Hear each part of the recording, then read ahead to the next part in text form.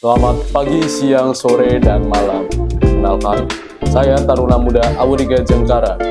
Dalam video ini, saya akan mempresentasikan terkait penggunaan Gen AI atau Generative AI untuk mendukung pembelajaran mahasiswa dan juga contoh penggunaannya, serta etika penggunaan Generative AI bagi mahasiswa. Dan tanpa berlama-lama lagi, mari kita masuk ke videonya. Ya, pertama-tama marilah kita masuk ke pembukaan. Di dunia modern sekarang, banyak teknologi yang dapat membantu segala aktivitas manusia, mulai dari memecahkan soal matematika dasar hingga membuat sebuah konsep. Dan salah satu teknologi tersebut adalah Generative AI. Apa itu Generative AI? Generative AI adalah sebuah AI yang dapat menghasilkan teks, foto, video, atau media lainnya melalui prompt atau melalui sebuah deskripsi yang kita berikan ke dalam sebuah kotak teks dalam input AI tersebut. Generative AI dapat terus berevolusi dengan berlatih menggunakan data.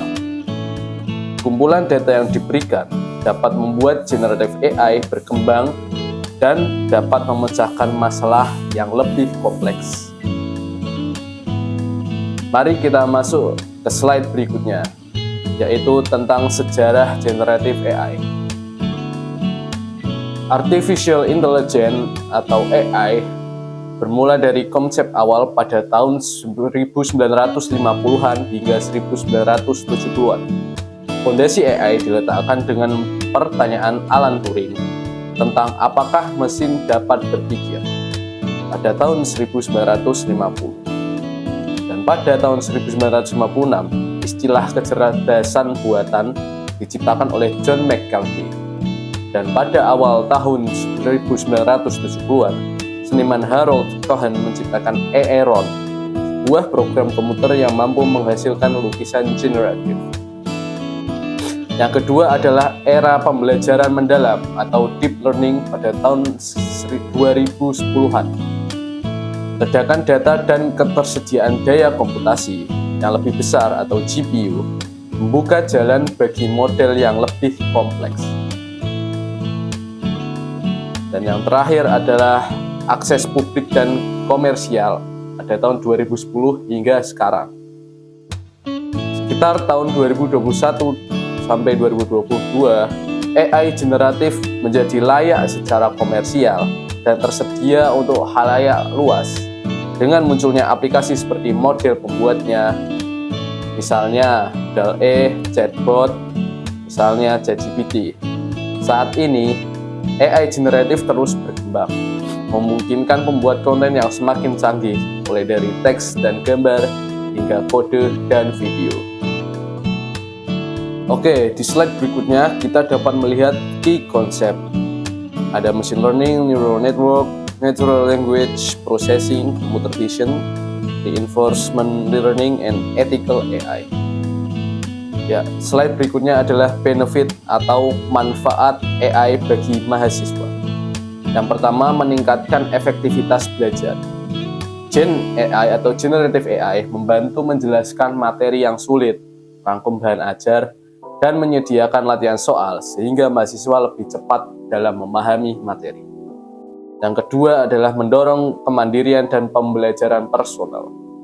Mahasiswa dapat belajar kapan saja dan di mana saja dengan dukungan asisten AI yang menyesuaikan kebutuhan dan kemampuan individu. Yang ketiga adalah meningkatkan kreativitas dan produktivitas akademik. Generative AI membantu pengembangan ide, penulisan akademik awal, dan penyelesaian tugas dengan lebih efisien. Di slide berikutnya adalah kerugian Generative AI. Di samping manfaat, Generative AI juga memiliki kerugian. Yang pertama adalah risiko ketergantungan yang berlebihan. Penggunaan tanpa kontrol dapat mengurangi kemampuan berpikir kritis dan pemecahan masalah mahasiswa. Yang kedua, potensi plagiarisme dan etika akademik. Penyalahgunaan generatif AI dapat melanggar integritas akademik jika hasil AI digunakan tanpa pemahaman atau situasi yang benar. Yang ketiga, akurasi informasi tidak selalu terjamin. Generatif AI bisa memberikan jawaban yang keliru atau tidak sesuai konteks jika tidak diverifikasi dengan sumber yang terpercaya. Ya, di slide selanjutnya adalah produk-produk generatif AI. Sebagai contoh teks dan percakapan ada ChatGPT dan Gemini. Pembuat gambar dan video ada DALL-E dan Runway ML. Pengembang perangkat ada GitHub Copilot. Di dalam dunia nyata, generatif AI dapat digunakan untuk pembuatan konten kreatif, pengembangan perangkat lunak, layanan pelanggan, kesehatan dan sains, serta seni dan desain. Oke, berikutnya kita akan masuk ke dalam contoh. Di sini saya memiliki 4 contoh generatif AI. Yang pertama ada FreePik, yang kedua ada ChatGPT, yang ketiga ada Gamma AI, dan yang keempat ada Speechify. Mari kita masuk ke contoh yang pertama. Ini saya akan membuka Google Chrome dan mengetikkan websitenya yaitu freepik.com. Dan di sini Anda bisa menemukan berbagai gambar dan juga ilustrasi serta elemen-elemen untuk membuat desain grafis Anda. freepik.com dapat menjadi referensi Anda untuk membuat karya-karya digital yang akan Anda buat, dan saya pikir ini sangat berguna untuk mahasiswa seperti saya. Karena freepik.com bisa menjadi referensi yang Anda tidak bisa menemukannya di website-website yang lain. Dan yang kedua ada ChatGPT. Jika Anda berpikir ChatGPT hanya untuk menanyakan suatu hal, Anda salah.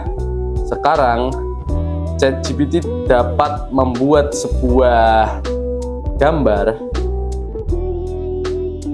yang ini sangat membantu sekali bagi mahasiswa, apalagi seperti saya. Dan juga ChatGPT dapat membuat sebuah konsep yang dapat kita pakai dan kita modifikasi untuk membuat karya-karya yang menunjang proses akademik kita. Dan di sini saya akan memberikan contoh mengedit sebuah foto. Ya, ini foto saya. Kita coba edit. Kita coba masukkan prompt edit. Kita coba mengubah background dari foto saya ini menjadi warna merah polos misalnya.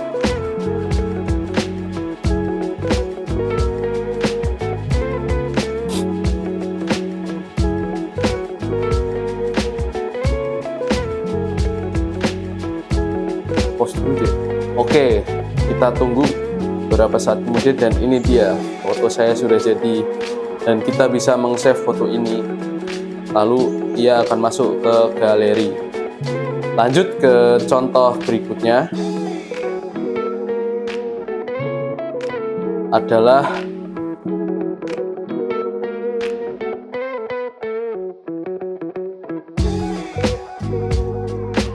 Gamma.ai. Di dalam Gamma.ai ini kita dapat membuat present PPT, makalah, dan dokumen lainnya yang berguna untuk proses pembelajaran bagi mahasiswa. Nah, dapat dilihat di sini kita bisa mengimpor, menghasilkan template PPT, dan bahkan bisa membuat PPT. Kita masukkan contoh, buatkan PPT tentang materi fisika DLB. pencet ini dan ia akan memunculkan garis-garis besar.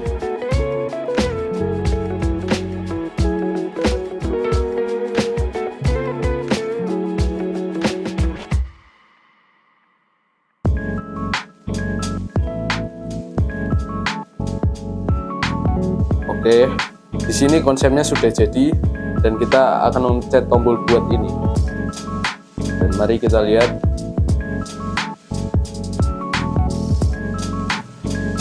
Nah, jadilah sebuah dokumen PowerPoint yang dapat kita pakai untuk proses pembelajaran.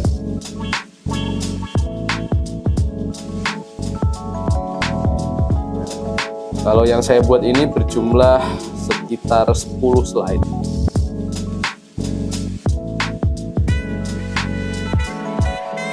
Oke, selanjutnya adalah contoh terakhir dari generative AI dalam video ini, yaitu Speechify. Mari kita masuk ke aplikasinya. Speechify ini adalah sebuah aplikasi AI yang dapat mengkonversikan sebuah dokumen teks menjadi audio yang dapat kita dengarkan dimanapun dan kapanpun. Oke, kita pakai contohnya. Di sini saya akan memasukkan dokumen. Dan dokumen yang berupa PDF ini akan dibacakan oleh AI. Dan manfaatnya kita dapat belajar tanpa kita melihat sebuah layar, karena menurut penelitian 42% orang stop belajar karena ia mengalami screen fatigue. Oke, saya pikir cukup untuk 4 contoh yang saya berikan mengenai generative AI.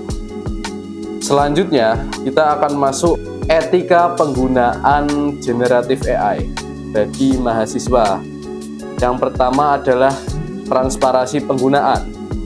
Mahasiswa sebaiknya menyebutkan jika ia menggunakan AI.